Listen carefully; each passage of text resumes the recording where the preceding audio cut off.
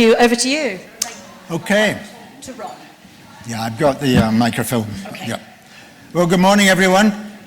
I'm obviously not your president. Or at least, if I am, he's changed the format. He sends his apologies and couldn't be with us today, and I've been asked to chair this morning's session. And I think my only qualification, as you already may be aware, is that I have a very loud voice and it reaches right to the end of the room. And there's no sleeping at the back. Well, as we heard in yesterday morning's debate, climate change is one of the truly global challenges, along with my own area, migration. But climate change is presenting us with very difficult questions. And here in the United Kingdom, we have one of the leading research centres on climate change, the Tyndall Centre. And we're very honoured to have Asha Minns to talk to us this morning.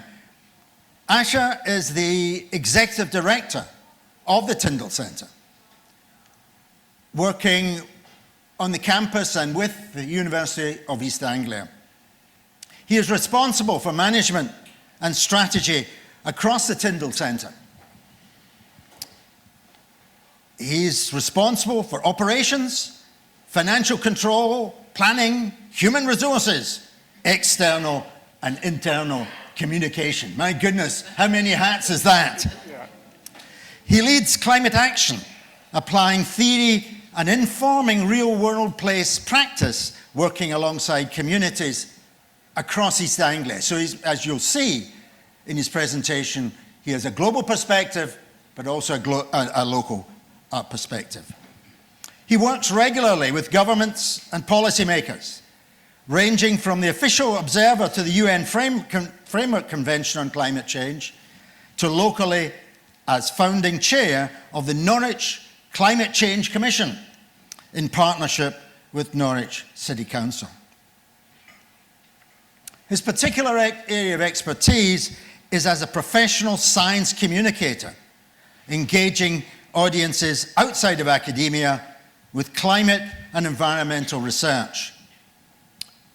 His role is to ensure that the Tyndall Centre is at the forefront of innovation in science communication and public engagement.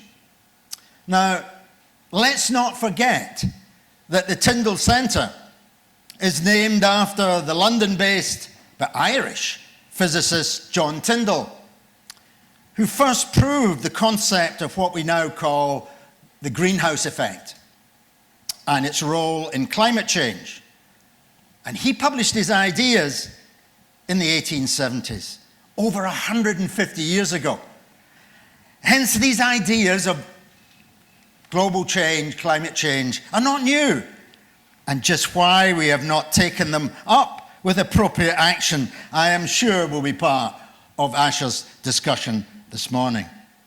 Now, Asha is going to structure his remarks into three general sections. He's going to first look at the global, looking at carbon budget and global warming. He will then go on to look at climate change, the UK and East Anglia, and then he's going to look at what it means for the UN. And I think after each section, depends how it goes, if there are burning questions specific to that section, we'll take questions then, and then we'll move on to the next section, and then have a general wrap up towards the end for coffee around 10:30. Okay, without further ado, Asha, over to you. Thank you very much, and good morning, everybody, and thank you for coming, given that I hear you had a spectacular night out. So thank you very much for attending. And thank you very much for the invitation, and thank you very much for the full introduction. It does sound like me, actually, so which people have to write all sorts of things. Exactly, and thank you for outlining what we're going to do. This is completely informal. This is, okay, I've got loads of slides and you're all really smart, clever people, so I've not spared you the data so that you can actually see what's going on. But it's also, this isn't a formal talk, this is a chat about things. There's nothing there that if it doesn't get presented, it doesn't matter. I'm more interested to know what you think and what your questions are, because of course, I know what I'm going to be saying. I've been saying it for decades. I'm much more interested in what you think and what you have to say. So I'm going to start, first of all, so we already heard the structure. I'm doing it in sections so that we can stop and have a conversation after, rather than just what we call death by PowerPoint. There will be, like I said, there is got a lot of slides, because I did want to show you the data that we have. So this was just the breakdown, so we're going to skip over that. And the Tyndall Centre, just to say what it is, so thank you ever so for describing who John Tyndall was. The Tyndall Centre is a partnership of UK universities. We're run out of the University of East Anglia, which is just up the road here in Norwich, a deep history in climate change research and environmental research, the first school of environmental sciences in Europe, probably the world, but we know Europe for a fact, we don't want to overclaim. And the Climatic Research Unit was the first organisation that really began to piece together the evidence to show that global warming is happening. That wasn't what they were trying to do. There were a bunch of mathematicians and atmospheric physicists obsessed with weather and big sums who just wanted to start looking at long-term trends in weather. That's all it was. And from that was the data that showed that there is an increase in global temperature when you put those records together. And then the Tyndall Centre kind of steps off from there. We're founded in 2000. We're 25 years old. We're going to have a big conference in September. And so the Tyndall Centre, building on that of global warming is happening, is, so what are we going to do about it then? So that's roughly what our research is. And we're 4 universities in the UK in the partnership, and Fudan University in Shanghai as well. So, global carbon budget. So we're going to start off quite simple. It's all about, global warming is all about the carbon budget being out of sync. We're all used to budgets, whether it's our household budget or other budgets. What goes in has to go out, and they have to be balanced together. You don't want to overspend. And what's happening is we're overspending the carbon budget. We're burning all those fossil fuels that are safely locked away in the ground and releasing them into the atmosphere. The budget bit is because the plants, forests in particular, absorb the carbon. The oceans absorb the carbon. There's too much going into the atmosphere, and there's not enough coming down into the planet. That's what climate change is. And so that carbon dioxide is getting stuck there in the atmosphere, and that's what gives us the warming, the greenhouse effect. So this is a very simple diagram, oversimplified, of what the greenhouse effect is. So it's the mixture of gases that keeps this planet just the right temperature for life on Earth. If there was, if all the carbon dioxide, if all the carbon was in the ground, then it would be completely different temperatures. If all the carbon was in the atmosphere, it would be much hotter. On this diagram, notice that that's partly also Venus is much closer to the sun, so it's not that simple. But basically it shows that we've got this very finely balanced greenhouse effect, which is what John Tyndall was looking at and first detected. So I'll come back to that. And because we've got just the right amount of CO2, the carbon budget is in balance. That's how we have this lovely balmy average temperature of 15 degrees, which is just perfect. Venus, far hotter because its atmosphere is 96% carbon dioxide, and Mars is too cold for life because it isn't there in the atmosphere. So it's very simplified, but just to explain what the greenhouse effect is. So we're all starting off, and this concept of the carbon budget, which is the bit that humans have control over. We don't control this. but we do control the carbon budget. And this shows historically there's more carbon dioxide in the atmosphere now than there has been in the past 800,000 years. We could go back much further with this, but this is sort of a good data. And of course, temperature peaks and troughs, depending on what's going on in the planet, how much vegetation is, how much carbon dioxide and other greenhouse gases are going in the atmosphere. But we're very much talking about, we're going to ignore all this past stuff. Notice all this past stuff was before there was ever humanity on the planet, pretty much, in any sort of modern form. So we're focusing very much on the current. The amount of carbon dioxide has gone up there in the atmosphere, and temperatures are going up as a result of that, or part of a result of that. So it's just getting everybody up to speed. And the carbon cycle, we're not going to bother about the numbers, but this is what I was saying. All those fossil fuels are going into the atmosphere, and it's about sources and sinks. So the sinks are the oceans, forests, soils, vegetation, what we would, just like the water cycle, ideally, this would all be in sync, but it's not. And this is the latest data of last year of the global carbon budget. How much emissions have been going into the atmosphere since the 1960s, as we're focusing on the current, on the present.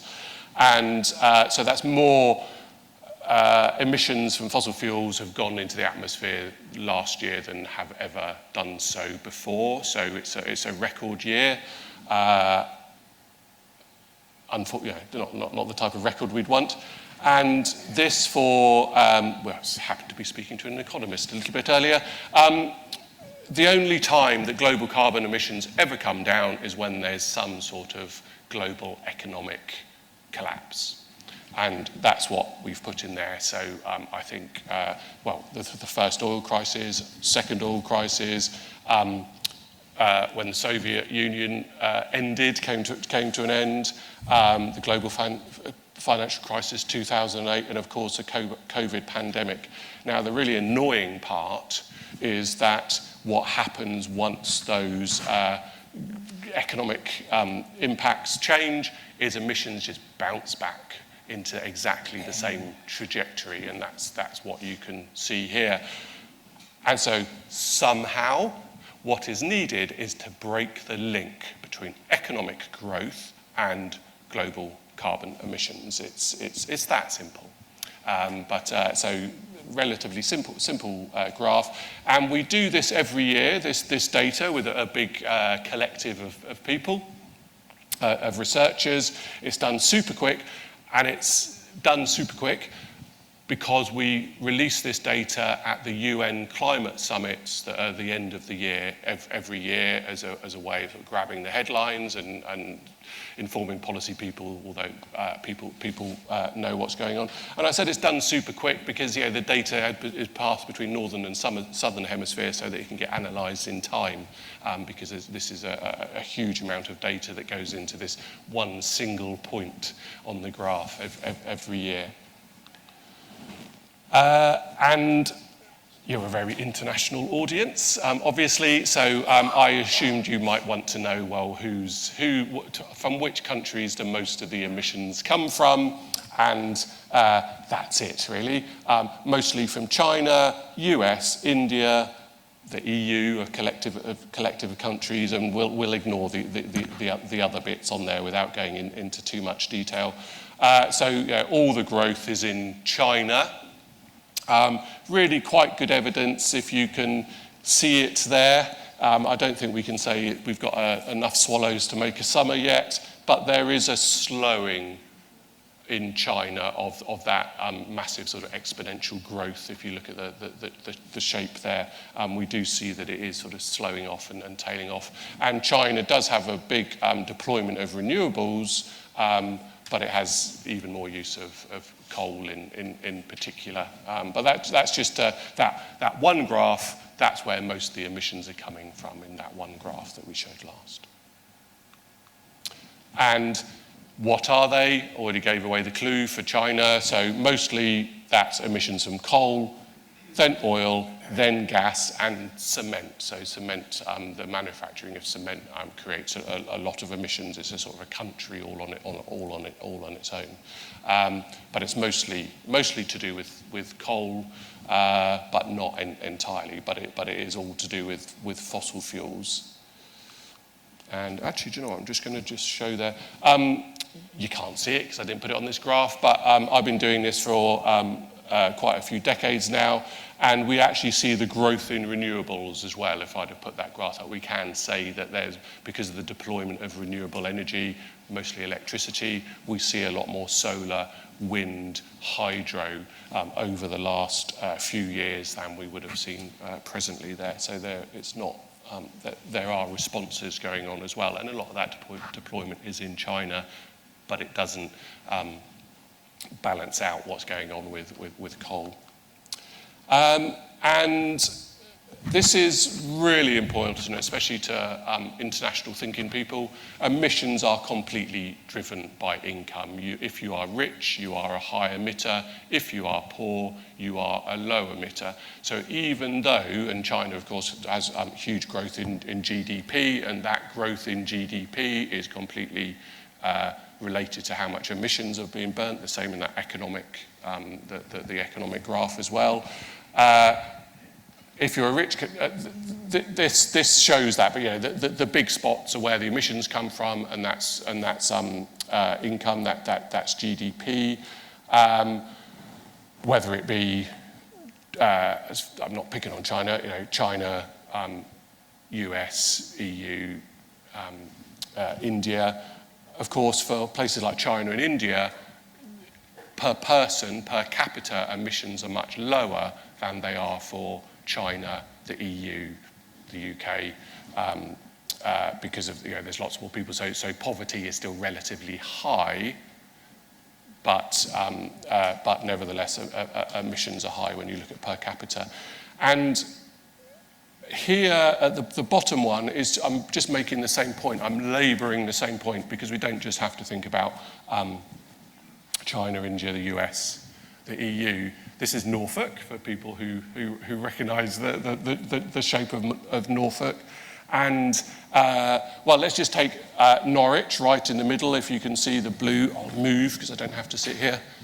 So this is Norwich here, but this is all of Norfolk, and that's Norwich. We've got blue and red, so you're down here, you're in the red at the moment. So the blue is the lowest 10% of emitters in the UK. The red is the highest 10% of emitters in the UK. And so, most of Norwich is actually quite a poor city, but it's also a dense city. Most of Norwich, the blue, is the poorest, the lowest 10% of emitters in the country, and the south of Norwich is the highest, and all around Norwich is mostly red, which is the highest. So we see this playing out, whether you're in Norfolk or any other UK county or city, as well as we see it globally. These are the people with the bigger houses, go on holiday a lot more, have bigger cars. This is just how it is globally, whether it's locally. And just to break down that data in particular for Norwich, just to show, so this is the average emissions for a UK for England, sorry, not the UK, for England. This is Norwich's emissions, and this is where they'd have to be if the UK was to achieve its 1.5 degree target, which I'm going to talk about a bit later with the Paris Agreement. So this is where emissions are, where most of the people are low emitters, lowest 10% of emitters, but this is where they should be to achieve UN targets. So just to sort of try to show this, actually I did say I wasn't going to talk too much about the economics, but I've just talked all about the economics. And coming back to the global carbon budget though, forests. We all know that forests, we all read the headlines all the time about the Amazon and deforestation of the Amazon.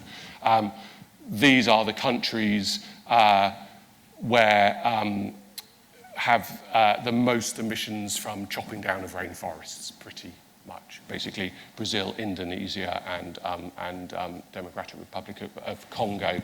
And so those are these main issues about the carbon budget being out of whack. There's lots more in it. There's the role of the oceans, which are very poorly understood. But in terms of things that humanity has control over, it's not putting fossil fuels into the atmosphere and not chopping down rainforests to try and balance out this carbon budget. And I'm sure some of the people here have probably got far more experiences of these countries and what's going on in these countries than I have. Okay. Yeah, I'm going to stop there, if that's okay. Yep, that sounds good. Bearing in mind that we're going on to look at the UK and then later on the UN, can we limit any burning questions out there to this global level? Gary. Yes, thanks. Good morning, everyone. It's a great pleasure to have you with us, Asher. I'd like to say a few things first. I'd like to thank you for that excellent and precise and very attractively presented set of information. I found it really compelling. And I say this I don't want to sound immodest. I spent some time as Director of Policy at UN Environment Programme. I've often found it difficult for the extent and nature and pattern of the challenge that we face on the planet to be presented so crisply and cleanly. I'd like to do two more things. I'd like to ask you a question about your role as I understand it, I wrote it down, a climate science communicator. And then I'd like to make a pitch at the end about something related to the work that I'm currently doing as a professor of climate change and conflict at the UN University. My question, actually, I'll do the last thing first. That's what I do now. If there's anyone that has an interest in my sharing thoughts on the issue of energy, food, water, and displacement, and how those things can impel conflict across the world, I am available, no charge. And the issue of ecological security and ecological diplomacy. That's really my gig these days. But the question to you, sir, I wonder if we have not been a bit naive in thinking that because the science is in, that will naturally translate into changes in policy and action. We're here 10 years after Paris. The emissions, as we've just seen, continue to go up, except for those little blips where we are forced not to consume and produce the way we think we need to. So I'm going to be quite brutal and ask you, as a climate science communicator, what do you believe is the role of fear in motivating people to take action on what is an existential crisis? Civilizational living by the end of this century may well collapse for most parts of the world if we do not get this right. But we seem to be just trotting along without a sense of the urgency and the danger that imperils us. Fear. Is there a role for it in climate science communication? Thank you. So do you want to take that? Yes, sure. I'm possibly was involved quite early on with persuading the environmental NGOs that fear isn't the motivator.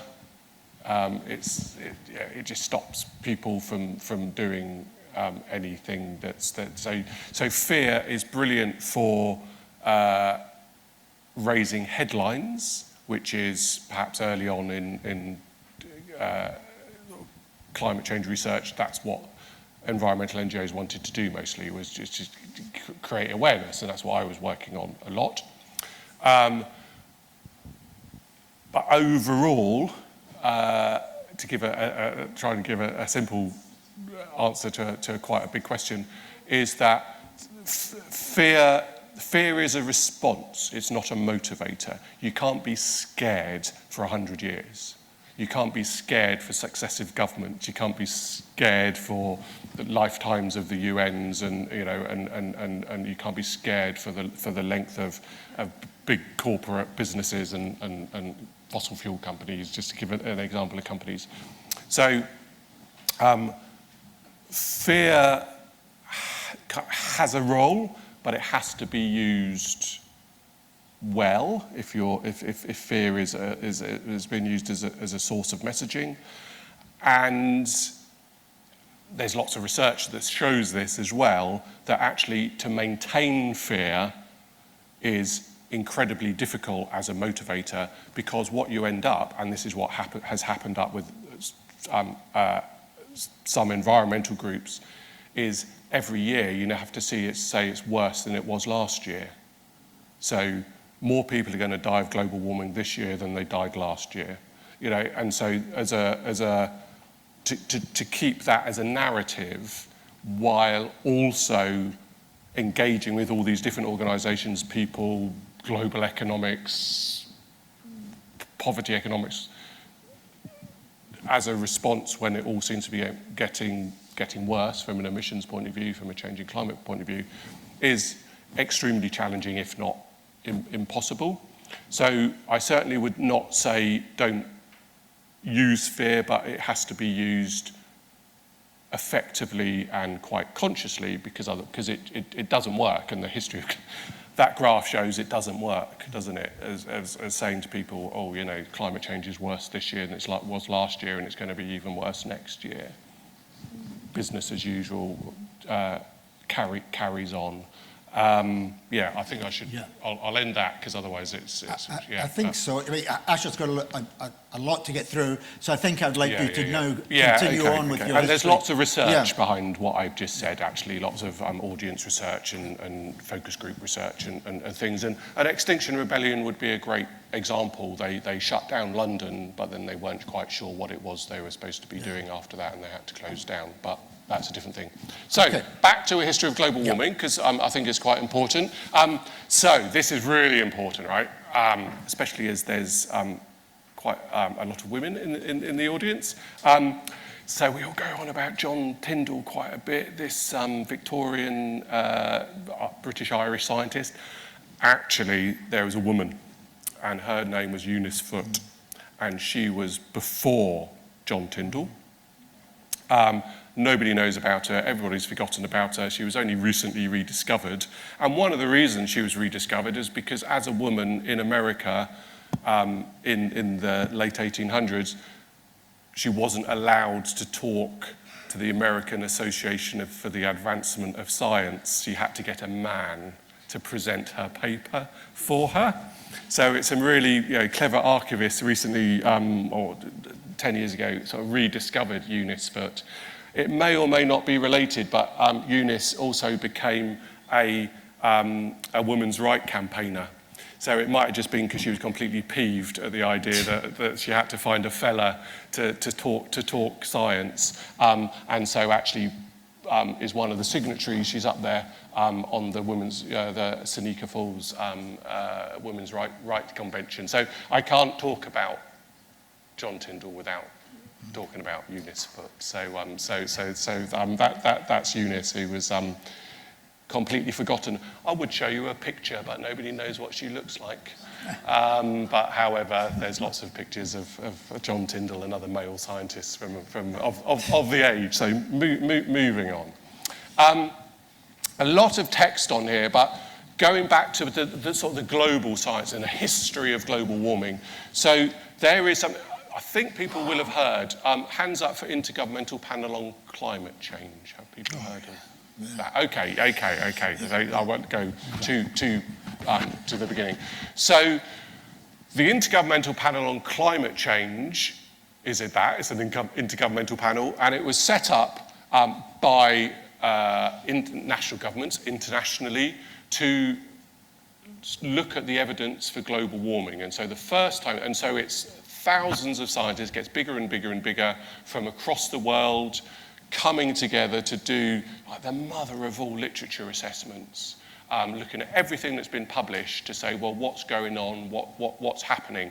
So the first one was 1990, which, and the reason I put these quotes is because every government has signed off on these words. You all get this, you all know this, this has been your work. So the language is very precise, and all the governments have agreed it. So the scientists work independently, but it all comes back into plenary with the governments, and it's all negotiated late into the night, always beyond the deadline of what it is they can say to put these publications out. So first assessment report, 1990, when internationally the world thought, hang on, we need to look at this global warming thing. What's going on? What do we know? What do we don't know? So we are certain that emissions from human activities will enhance the greenhouse effect, will enhance the greenhouse effect. 1990, all the governments, lots and lots of scientists. I'm going to let you read the rest because it's going to be a bit boring if I read through all of it. But then the 6th assessment, and we've just started the 7th assessment cycle. I was just at a meeting last Wednesday on that. So the 6th assessment, so 6 reports, 2023 is a much bigger statement than this because there's more evidence. Potential for exceeding 1.5 degrees and 2 degrees of warming during the 21st century unless there are deep reductions in emissions. So it's gone from we're certain that it will, to this is what's going to happen, and that 6th assessment is completely couched in the framing of the UN Paris Agreement that we've heard a little bit about. The UN Paris Agreement, the target for right or wrong, or the agreed threshold, is to try and minimise global warming to 1.5 degrees and not exceed 2. So that was in 2015. And then they've sent it like the 4th assessment reports that says it's unequivocal that the global warming is happening. So that's a bit, that's the history of all of the global warming science across the world comes together in those reports. And as I said, the 7th assessment cycle has just finished. And interestingly, the 7th assessment cycle, the 7th assessment is chaired by the UK this time. Jim Skee is the chair of the IPCC, sorry for all the acronyms, and so the UK Gov has quite a role in this because it's UK hosted, and of course the UK Gov had to support the idea that the UK was going to lead there. I'm not entirely sure I'm going to talk too much about diplomacy, there's a camera there, but the UK government has had a massive role through my entire career in bringing global warming to the attention of the world, the attention of the EU, and it wouldn't be recognised as the situation that it is if it hadn't been for the role of the UK government. I'll leave that there.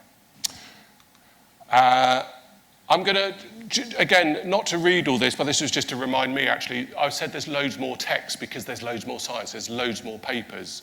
It's impossible to read all the papers that are coming out now. This is just to show that the 6th assessment spoke a lot more about humans, a lot more about what's happening, so less about this, the atmospheric physics, the forcing of the atmospheric system, a lot more about humans, and I'm trying to be quite specific about the language. That's why I'm putting it all here, but I'm just going to read the last sentence. Between 2010 and 2020, human mortality from floods, droughts, storms was 15 times higher in vulnerable regions compared to regions with very low vulnerability. And that comes in a bracket, high confidence. That means all the scientists agree. There is lots and lots of published peer-reviewed research papers that demonstrates this. So this isn't the opinion of, a radical environmentalist or something. These are the, most sort of objective, independent, skeptical scientists are making this statement, and then the governments are agreeing with this statement. And just to, I I don't think we need to do this anymore, but just in case, it's human-caused. Here you can see greenhouse gases. It's mostly explained by greenhouse gases. Yes, we have thought about ozone, solar activity, volcanic activity, land use, things like aerosols. Those are all in the models, of course they are. They all could be improved all the time, but basically, greenhouse gases are the big explanatory variable of what's going on in the atmosphere. There's no doubt about that, and most of that is fossil fuel, carbon dioxide from fossil fuels. And this is the same thing shown because the black line is the climate models. The green line on the top one, or the other line, is what's explained by natural. So that green line under natural, things like volcanic, solar activity, that line, they don't match, do they? They do a good job of the past, pretty good job of the past. There's a few bits of it, but then when you get to the current, that's not a good, mathematically that is not a good explanatory variable, but I'm just showing it you as a picture here. When you put human in, anthropogenic does a pretty good job of matching where we are now. It loses it a bit in the middle, but those lines are quite close together. When you put our understanding of natural factors with human factors together, it's almost spot on. And so there's a lot of math behind this, but that's really just showing that what we are seeing in the mathematical simulations, our climate models, is well explained by the results when you put those human factors together with the sort of natural factors as well. So this, the science is good. It's solid. It's robust. I'm going to stop there. No, maybe we just want to run on, I think. Okay, Can we sure. just run on? Sure. Yeah. So I'm just going to whiz into the UK now. That was the global picture, and now what's going on in the UK. This is not the best graph actually, but it's the most up-to-date one I had. So this is showing the decline in UK emissions over time. Emissions have declined a lot in electricity generation. That's largely because of the switching out of power stations. So we've gone from coal's no longer a thing, to a lot more to gas, and there's a lot more renewables now. There are some sectors which are like the what is that, grey colour, the darker colour, which is transport, and you can see there hasn't really been any reduction in transport. So overall emissions are coming down, but when you look at the particular sectors, some of them have stayed the same. They haven't changed very much. I'll find a better graph. I was just trying to find an up-to-date one for that. But overall, UK emissions are coming down, but mostly that's because of the electricity, the swapping out of power stations, but that's still a good thing, I want to add. And that bottom graph is just showing where emissions should be to be in line with the Paris Agreement. So the blocks, don't worry about the blocks, but that's the trajectory that we need to be on for that to be achieving global carbon, the Paris Agreement. So it's sort of, it should be sort of coming down here, basically, but we're still sort of way above. This is the Climate Change Committee, which is the independent advisors to UK Gov around climate action. Those are the carbon budgets, but I'm not going to explain that.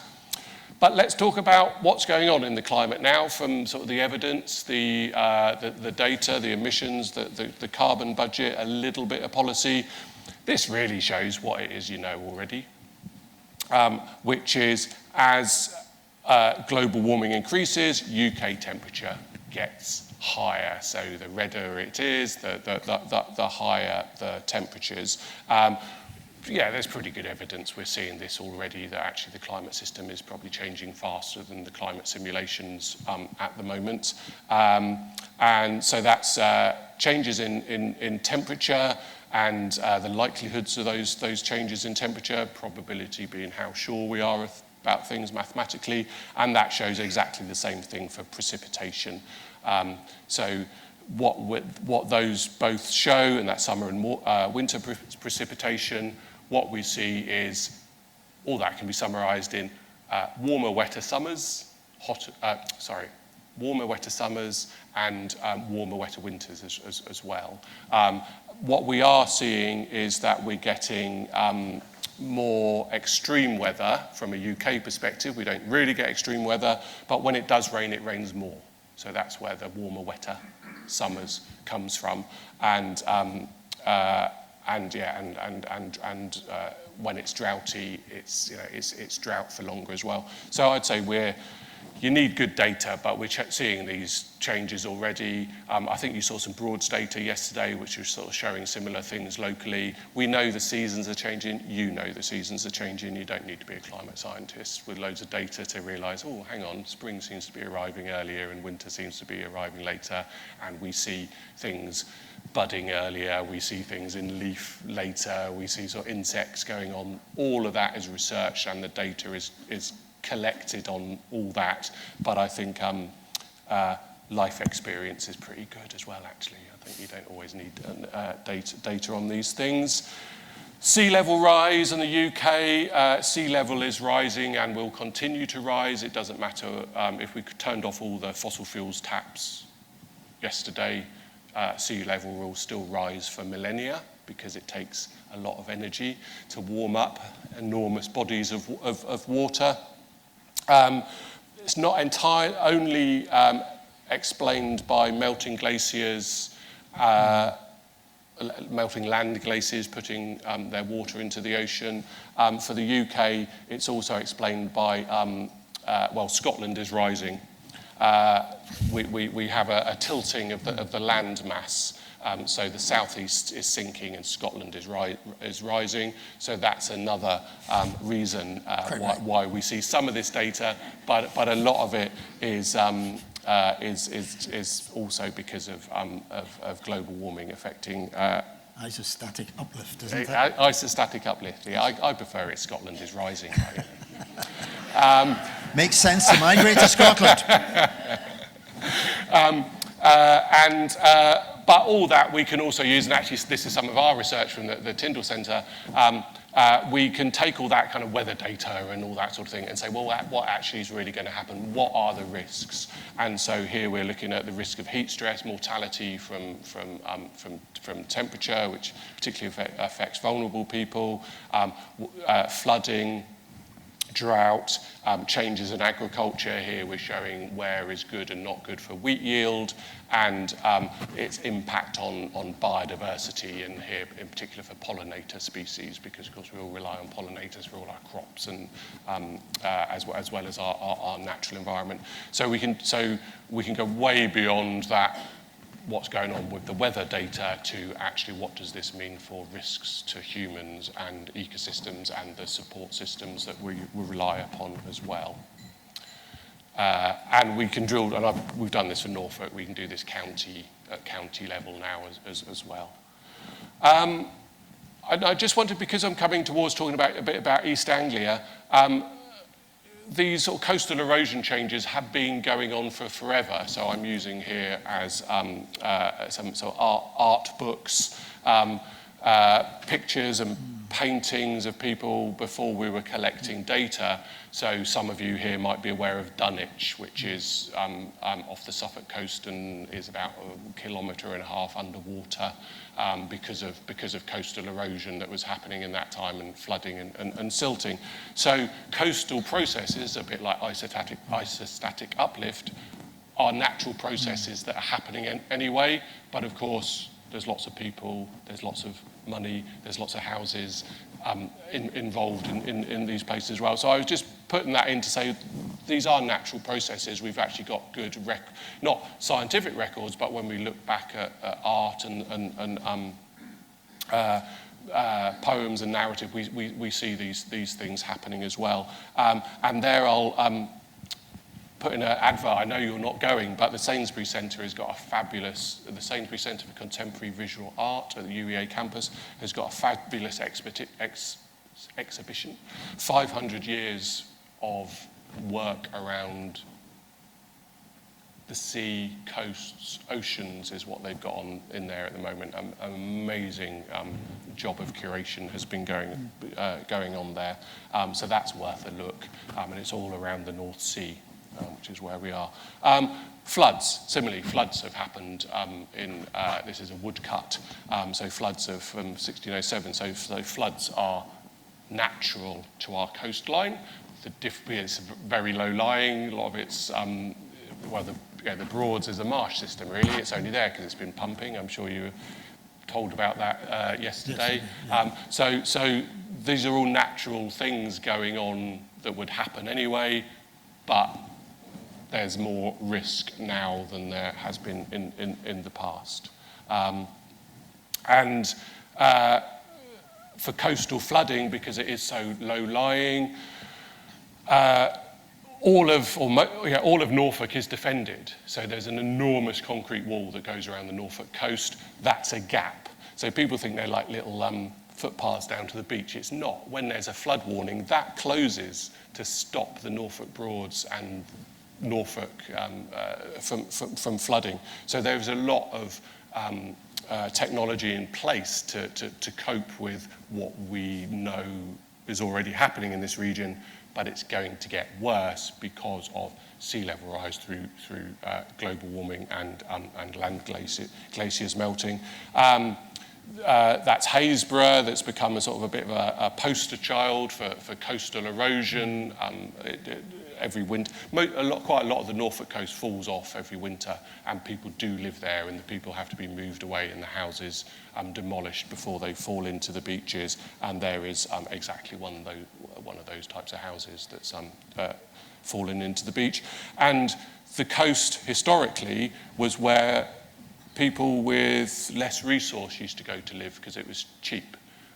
Therefore, the houses themselves aren't very well protected, so that might be the different now. Lots of people retire to the coast, and the economics of living at the coast is different. But there are quite a lot of vulnerable communities still at the coast. They even make postcards out of it. It's become such a thing.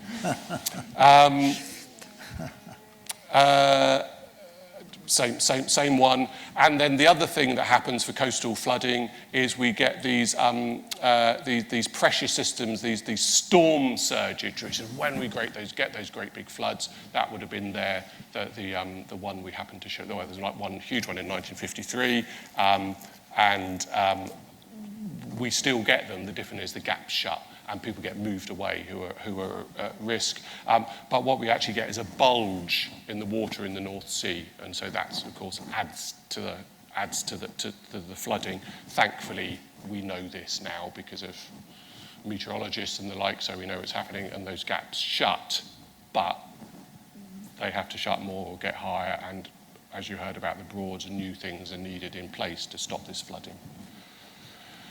And I'll skip over that one because it's a bit detailed, but that was about coastal management plans. And so because there is such a good understanding of where's going to get flooded, where's not going to be flooded, there are areas that are, it's called managed realignment, being sacrificed to the sea. There are other areas that will be protected at all costs. Of course, the protected at all costs tends to be the towns, whereas agricultural area or salt marsh will be the areas that are allowed to flood. And I'll skip that because I'm just sort of making the same point that I was making before about looking at historical records that aren't just science data. But it is something, back a little bit to the Sainsbury Centre, it is something that always seems to engage with artists. Artists always like to get involved with sea level rise. So these are just some of the exhibitions that we've been involved with, whereby artists have worked with sea level rise, and now we've got the same thing going on at the Sainsbury Centre as well. But there's lots of ways to be engaging with people around what's happening that perhaps aren't fair, through art and other ways of engaging. Shall I stop there just to do the UK? I know that's a bit of a skip through. Okay, we'll just wait. We'll move on to the UN. As some of you know, before moving to the far north of the United Kingdom, I lived on the sunny south coast. And a Scottish expert on forestry pointed out that the climate of Brighton in 2010 would be in where I live in northern Scotland by about 2040. So I'm just waiting for the Brighton climate to catch up with my own migration. Does that make sense to you? I'm not sure entirely of that timeline, but again, I think we probably all realise that, I'm not supposed to say this in this, the weather is better than it used to be. Certainly in East Anglia, in the south, if sunny days is something and dryness is something that you enjoy, rather than sort of Scottish weather. And so we absolutely see a sort of a movement, southern type weather. Moving north, absolutely. And although, again, it's difficult, you can't prove this scientifically as far as I could work out, and it might just be more of a social thing. It might be to do with the pandemic, for example. But we know that the UK tourist industry has really taken off for homestay type tourism in the last few years. Now, that might just be that people don't want to go so far away, and they rediscovered after the pandemic that actually there's quite a lot of nice things to visit in this country as well. It may also be that actually the weather is improving a bit, therefore people are more likely to actually think that actually May is a good time to go somewhere rather than have a wet week at a seaside somewhere. There's another one that's occurred to me. I can't possibly show this, but cafes. We see so many street cafes now.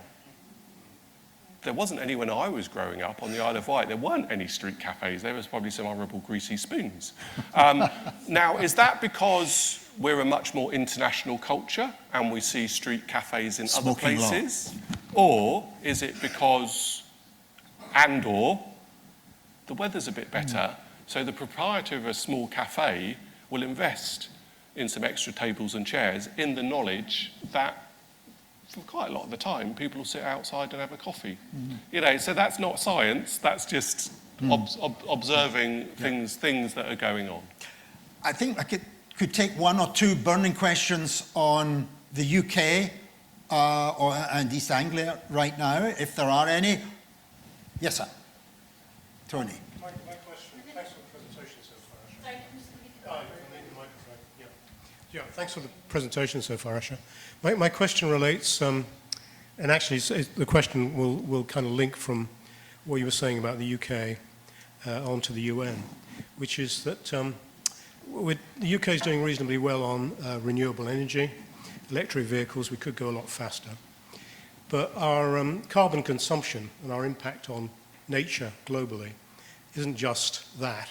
It's also what we consume and produce and use. And much of that is actually now imported.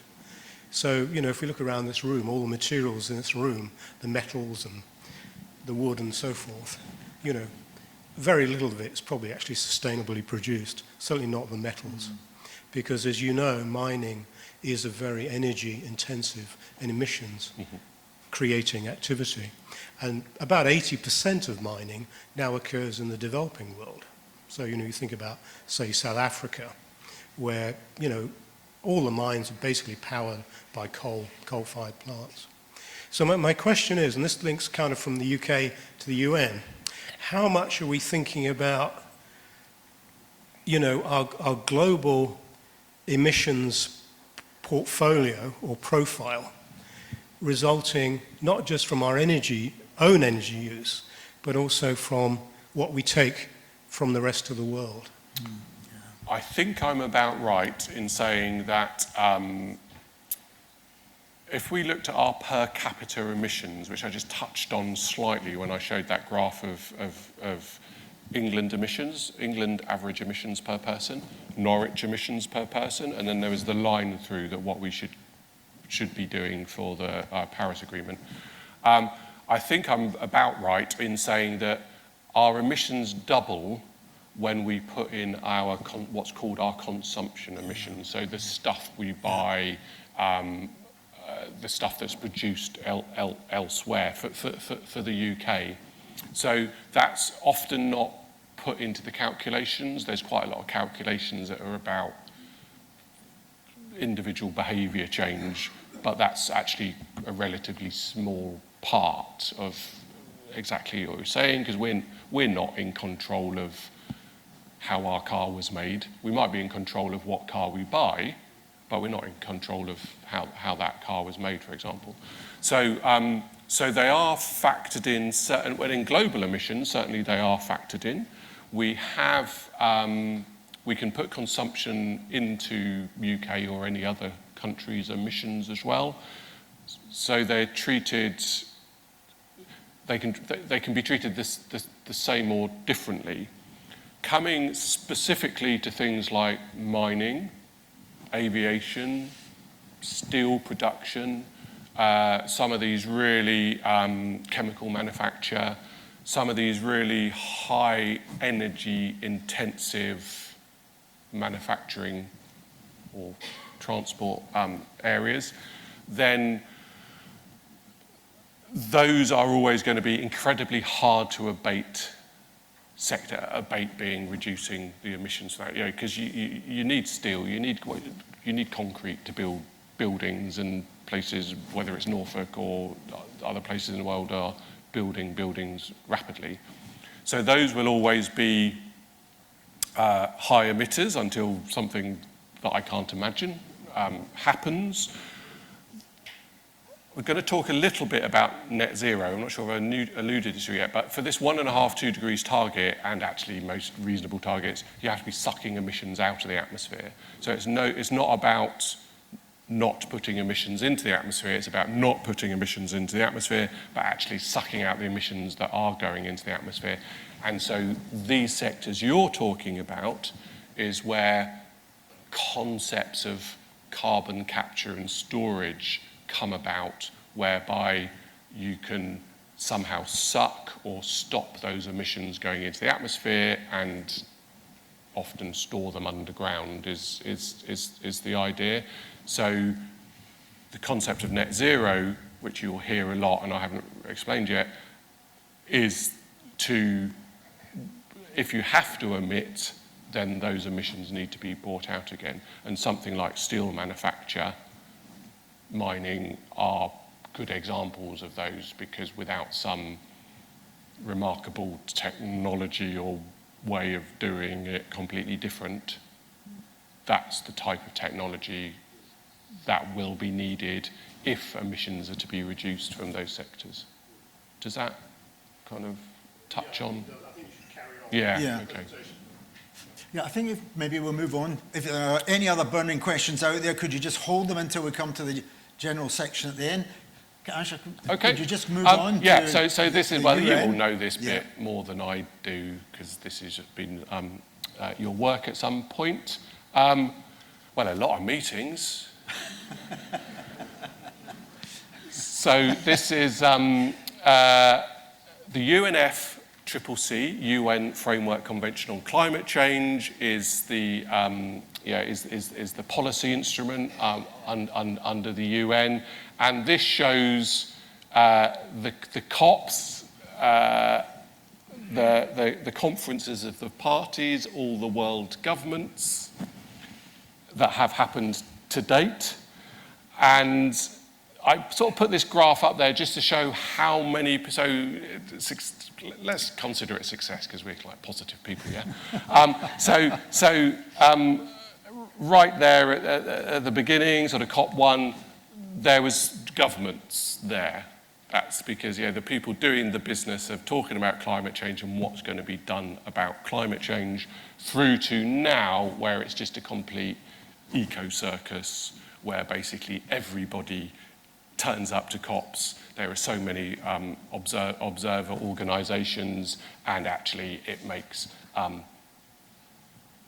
personal comment doing business quite difficult when there's tens of thousands of other people milling around. They have recently actually revisited COPs, which is why the numbers dropped down actually, because I think they were getting a bit unmanageable, quite unmanageable. And the grey line is the observer organisation. So like that's the hangers-on, right? That's the groupies. And at the bottom is the people who are supposed to be there, which is the governments, the observers, the UN initiatives. But, you know, let's be positive. Isn't it great that everybody's involved with climate change now and wants to be at these COPs? On the other hand, I think it makes business very, very difficult. And COP15 is in there as the Paris one. Sorry, the 2015 is in there as the Paris one. So anyway, just to show how they've grown over time in terms of sort of the importance and the number of people going.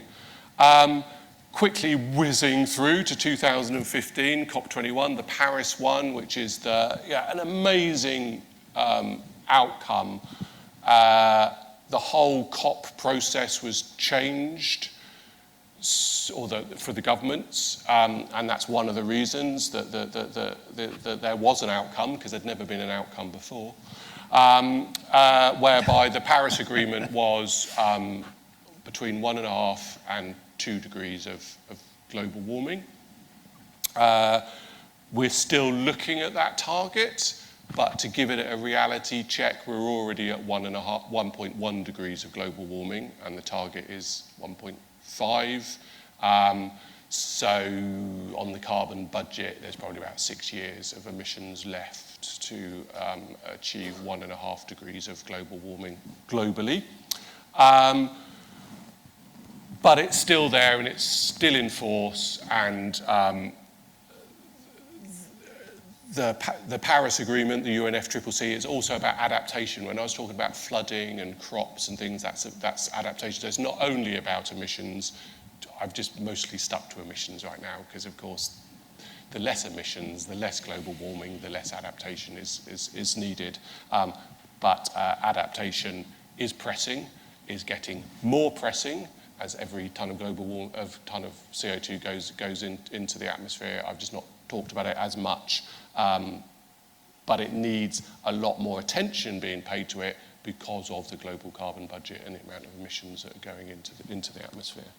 And also, there was the Sustainable Development Goals, which poor things have got a bit forgotten about. But 2015 was a brilliant year. It was a brilliant year to be in my work.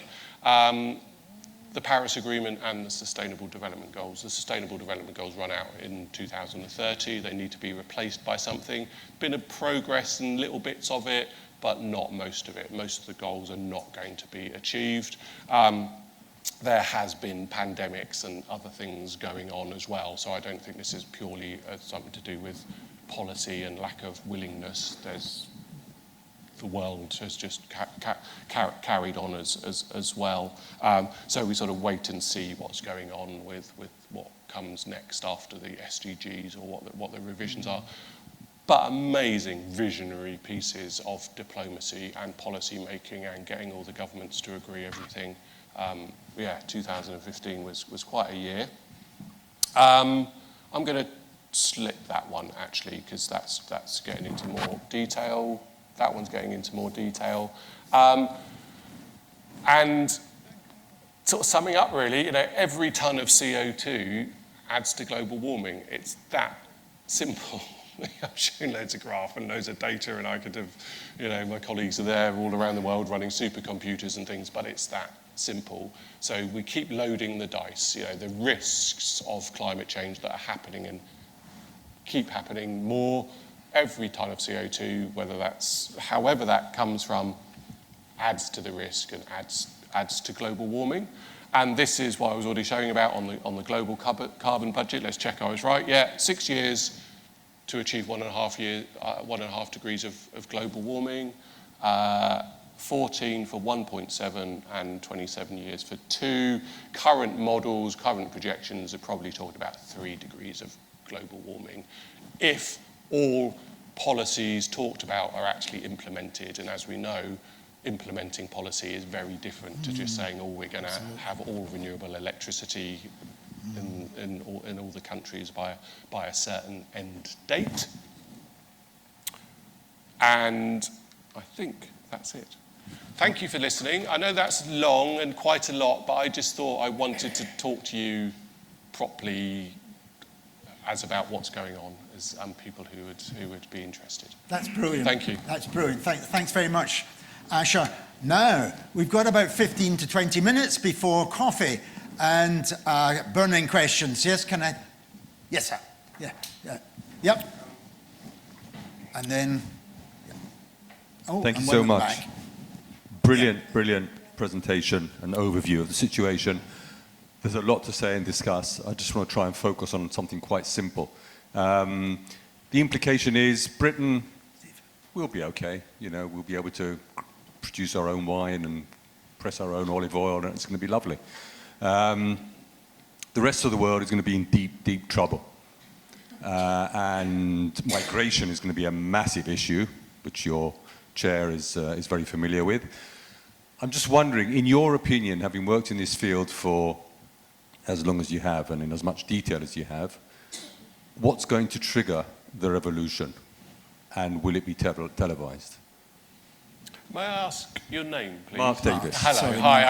I just Yeah. otherwise it's just a Mark voice. Davis. I used to work in Sorry. FAO. I used to work on climate and environment issues as well. Nice to meet you. Thank Thanks. you.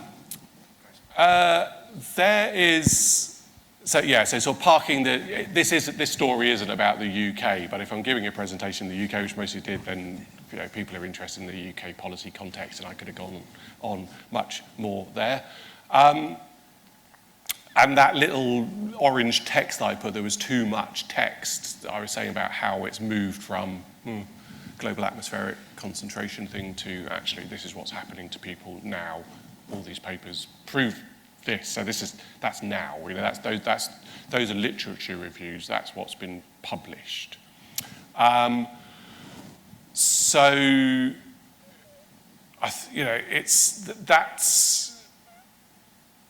That's where all of the impacts here are.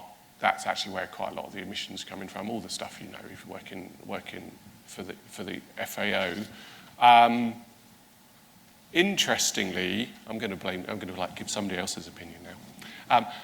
Colleagues who work a lot in governance, so the governance is studying what you all did in your careers and what the UN does and what the EU does. And so some of my governance colleagues who've got a long time in this as well, actually, like a lot of policy making on all sorts of topics, say there will only be real proper action on climate when the worst catastrophes happen, because that's what focuses policymakers' minds. Basically, they're running after. Then this is remarkable because this is about trying to lead, actually see what's going on, understanding what's going on, the science, the policy, the social science, the governance. So it's a remarkable field to be in, to looking to the future, to act now or act 20 years ago. But that's what some of the governance people I respect hugely say, that actually that will be the only thing that will really focus minds, is it'll be the natural disasters. Yeah. Well, I think Exactly. one of these critical questions. Yeah. And where? Yeah. Disasters where, if people remember. I think Stephen, and then Martin. Asher, thank you very much. You've got the whole room shaking, I think. I'm going to take the FAO theme from Mark. As the FAO Indonesia country rep, we assisted with the input from the Australian government in the government of Indonesia completing a forest inventory. Now, you talked about land use emissions, and in fact, as your graph showed, actually deforestation went through that horrendous cycle in Sumatra and elsewhere with all the oil palm installation. But actually, amazingly, the state of Indonesia's forest is showing that forest cover is increasing. That's correct, yes.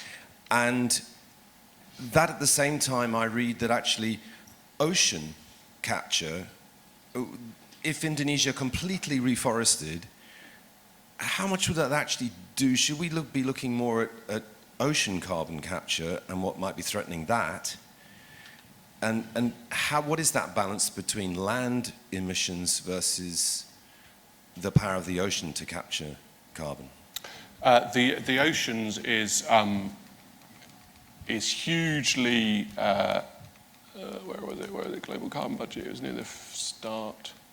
It was the one I skipped over because it was a bit. I love that people are you're looking at the like Indonesia data. That's fab. So this is the role of marine biota, dissolved organic carbon going into the ocean. So these circles. I'm sorry that I made the mistake of wanting to show you the latest data rather than the best graphic. There are better graphics than this, but this is the latest data. So the circles are real sizes. They're all scaled to each other. So the role of the oceans is huge, poorly understood, really. The impacts are also poorly understood, coral reefs and the like, and lots of people live off fish and the ocean harvest. So it's huge. The reason that I skip over the oceans a little bit is, one, it's not my expertise, and I've got people whose expertise it is. It's poorly understood, but it's also perhaps less within our command what goes on the ocean, as opposed to Indonesia saying that's enough. Deforestation, we're going to try and reduce this and improve that. Those are kind of direct policy instruments and incentives that can do that. So that's just a personal take on why I skip over the oceans. And also I've got some really esteemed, prestigious colleagues who really know about this stuff. So I'm not wanting to say what I don't know about. There's Martin.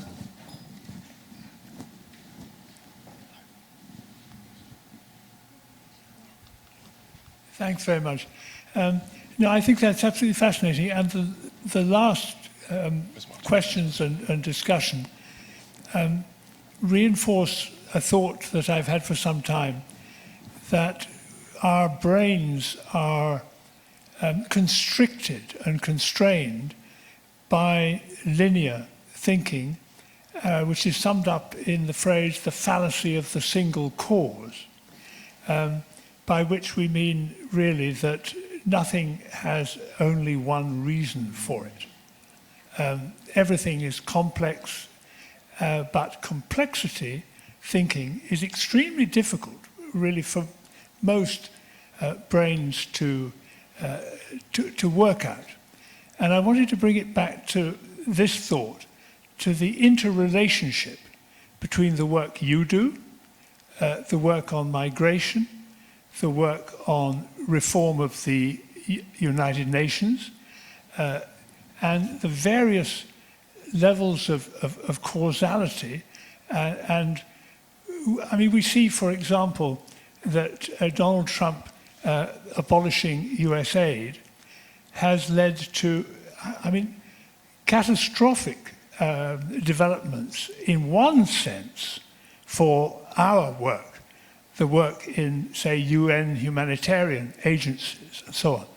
But in another sense, I mean, we also recognize that it provides the kinds of opportunities that we were just talking about for a different way of looking at things. And the question I wanted to ask you is, do you see yourself as part of this global interdisciplinary conversation and discussion about future policy? Or would I be completely wrong in suggesting that somebody in your kind of position may get kind of caught up in your own sector, in your own silo of activity, and how enormously productive it would be if you were part of this global conversation about where the hell are we going? I think, obviously, yeah, it's the Tyndall Centre, which was set up 25 years ago, was set up to be a research organisation that was interdisciplinary. So I'm not going to get in the detail of all that because but that was the idea. That's the idea of the Tyndall Centre. We still try to do it. I'm not going to say we're wholly successful at it, but we try and bring in these different expertises in recognition that global warming, climate change is an everything problem, which isn't a good way of defining a problem. It's about society, it's about engineering, it's about the environment, it's about economics, etc. It's about international development. It's all these. So that's what the Tyndall Centre tries to do. That's an organisational point of view.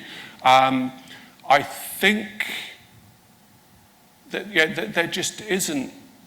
There isn't enough connecting of the dots or big enough thinking about how this all joins together and what the solutions might be, or even identifying what the problems are.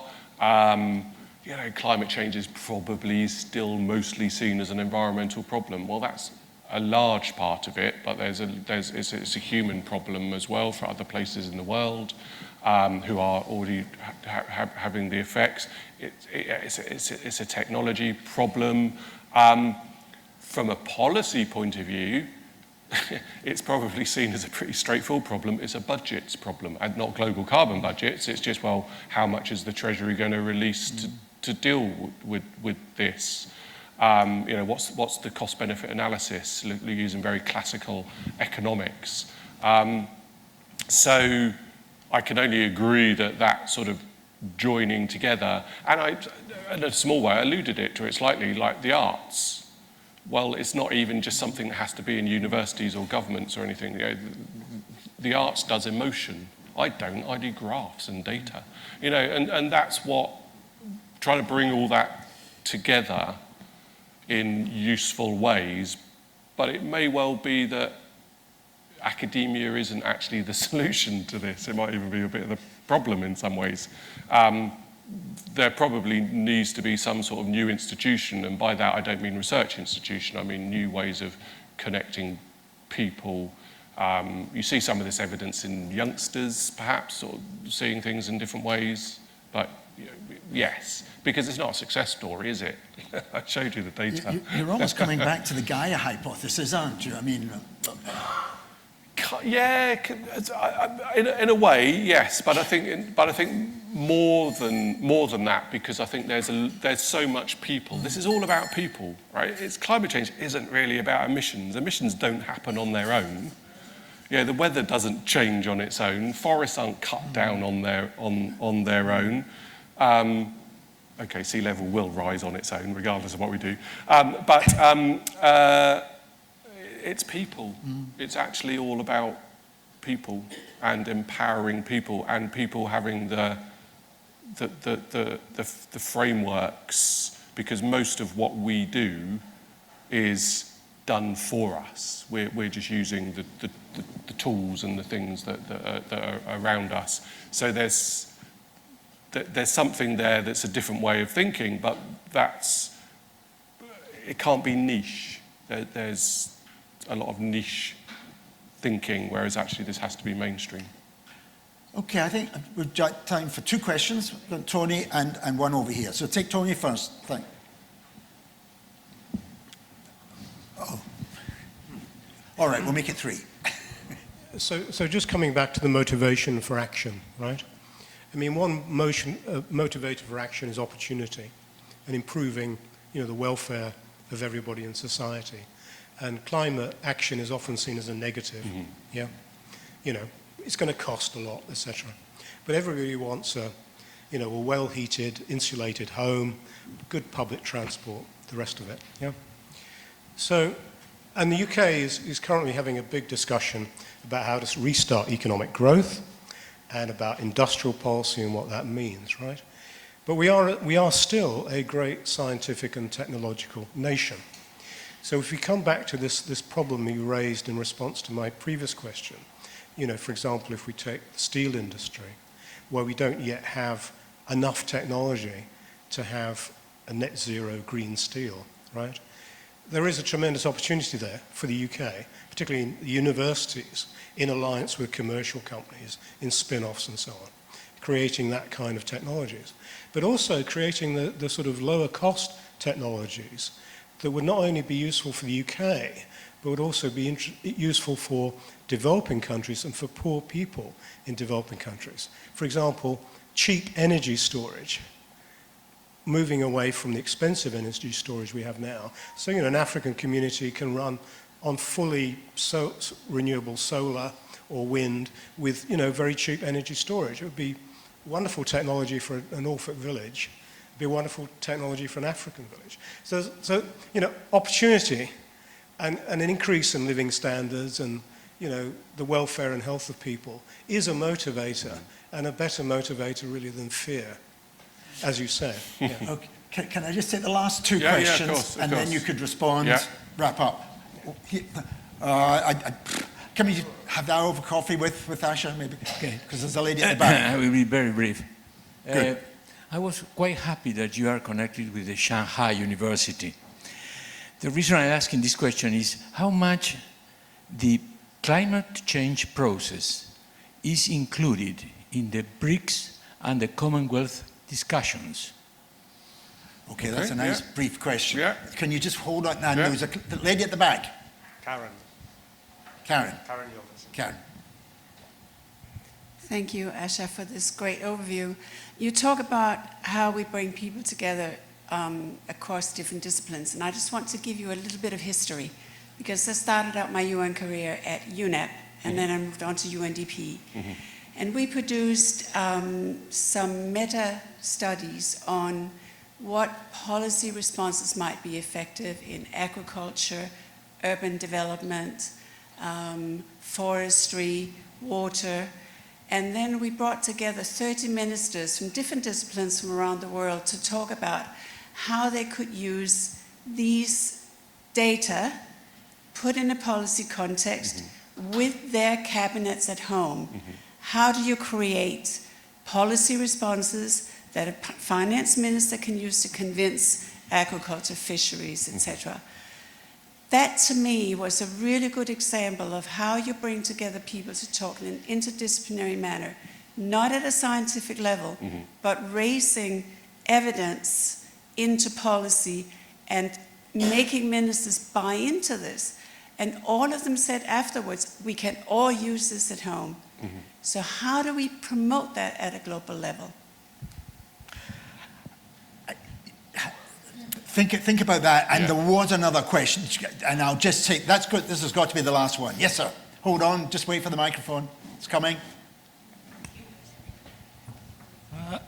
I'd like to join others and thank you very, very, very much for this. It's been very enlightening and scary, despite what Gary was saying. A very quick question, a very specific question. One thing I think one hasn't heard about this morning from you, and rarely does, relates to the Tibetan Plateau. I mean, the glaciers are melting there. Apparently, the higher you go, the faster the melting, from what I read. I'm not an expert on the subject. But when you look at the rivers that are fed from the Tibetan Plateau, we're talking of the Yangtze River, the Yellow River, the Brahmaputra, the Mekong, the Indus, the Ganges, and so on. If you take the populations, which depend to a heavy extent on the melting of the glaciers and the replenishment of the glaciers, we're talking almost half the world's population. It gets back to the issue that Mark raised, what is the shock, what is the revolution? Is enough research being done as to how one might try somehow, God knows how, to stop this incredible threat of the melting glaciers, particularly there, but it would apply anywhere else where we have the Andes or other high mountain ranges. Thank you. Thank you. Asha, would you like to? Yeah, I'll take them in reverse order, and if I can Yeah. have some help if I've forgotten all the questions, because they were quite a lot in some of them, so I'll go. I'm going to go in reverse order just because I think it's easier, and I did get everybody's name, but I'll come and talk to you at coffee maybe, just because I think it's rude not to know people's names. There is, for quite a long time now, there's something called geoengineering, which is the idea of really big planetary scale interventions to try and halt global warming. They're real science fiction ideas, things like more clouds to cool the amount of or to reduce the amount of radiation coming, the heat coming down to the planet.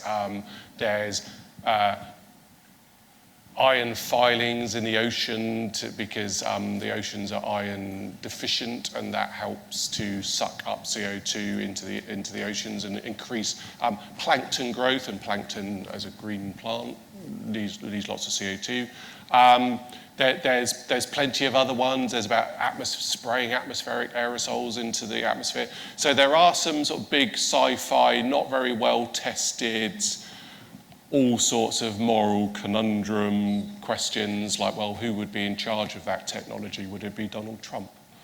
That are out there, but there are no real answers. But this is invested in and in research, because in some ways it's a bit the holy grail, but whether it actually ever happens or not is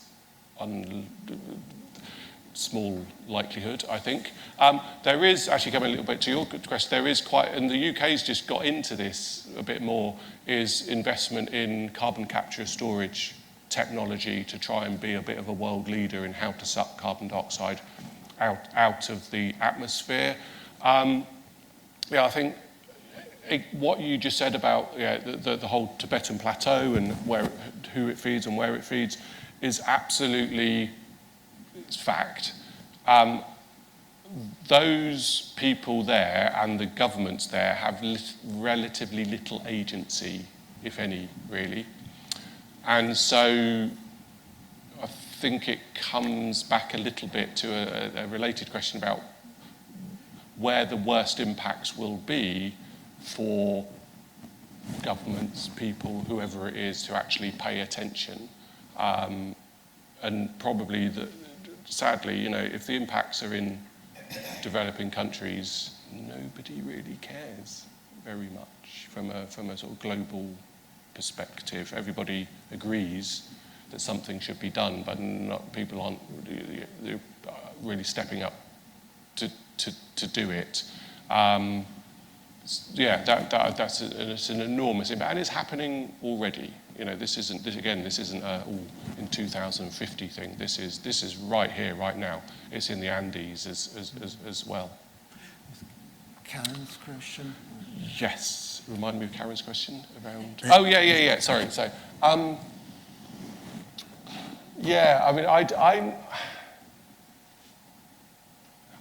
just going to put a question back because I don't think I have anything more to say about the interdisciplinary bringing people together, governments change, ministers to change. I think over the last few years, and I'm not just talking about the US, even in the UK, I think I've seen more unpicking of policy than I seem to remember from before. And that didn't seem to be a thing that governments did. You mostly honoured what was already in place, but there seems to be actual unpicking, and some of the dialogue around net zero and in the UK is around that. So I don't have an answer to that. That's just an observation, but I'll chuck one back, which is it's an everything problem, it's an everybody problem, but is the answer even with governments, or is it with the big private sectors that actually kind of control a lot of things, and certainly economics and bright new ideas that can be sold for solutions? So I'm not imagining that some sort of Silicon Valley tech bro will come up with the answer, but the role of governments might be getting less influential apart from setting the policy agenda that business likes to see. I'm not saying that's the case, I'm just sort of putting back. Governments haven't made much progress for quite a few decades now. A lot is going on, absolutely, but it's still sort of incremental, and nothing rivals the global carbon budget and the planetary system. There's a question on Shanghai.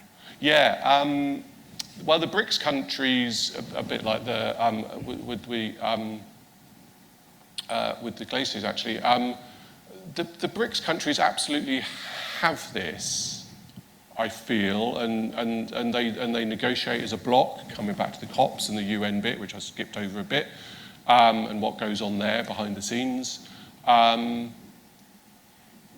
it's a little bit maybe like my answer to Carol is that, you know, some of the answers here, or the solutions, whatever they might be, might sit more with the BRICS countries than they do in the Northern Hemisphere and the advanced economies, both through, you know, investment, possibly as need, and wanting to grow income, household income, because that's mostly, for right or for wrong, that's what everybody wants. We want to be a little bit better off next week than we were last week, or at least the same. We don't want to be worse.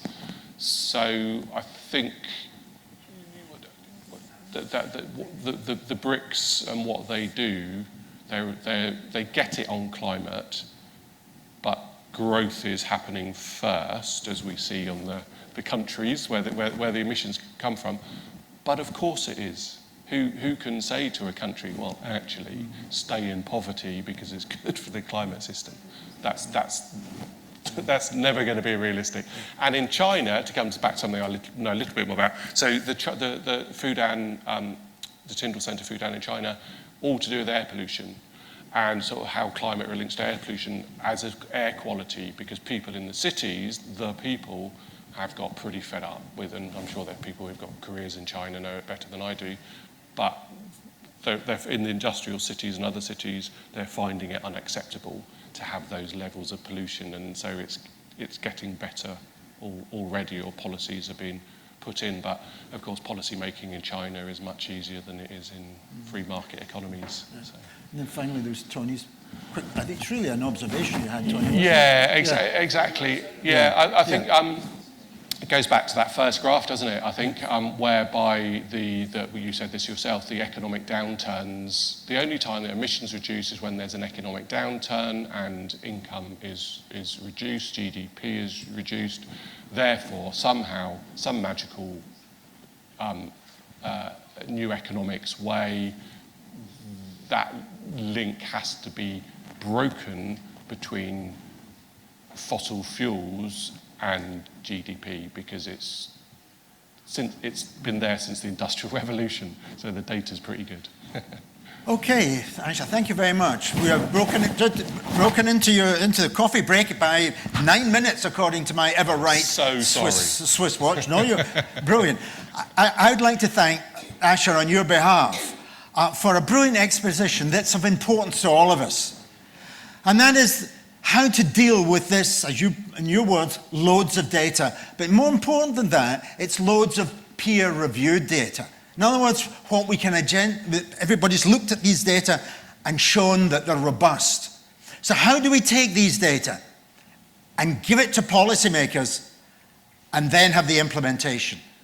So this is the critical linkage, and it's so often, policy coherence. Does it exist? I teach a course on policy coherence, and at the end, gosh, where can we go with this? But you've been raising fundamental questions, but most importantly, you've been giving us the evidence, and it's up to us to try and transfer that to governments, and then what do we do? And thank you also for your contribution. So excellent, and coffee, but thank you very much, Asha.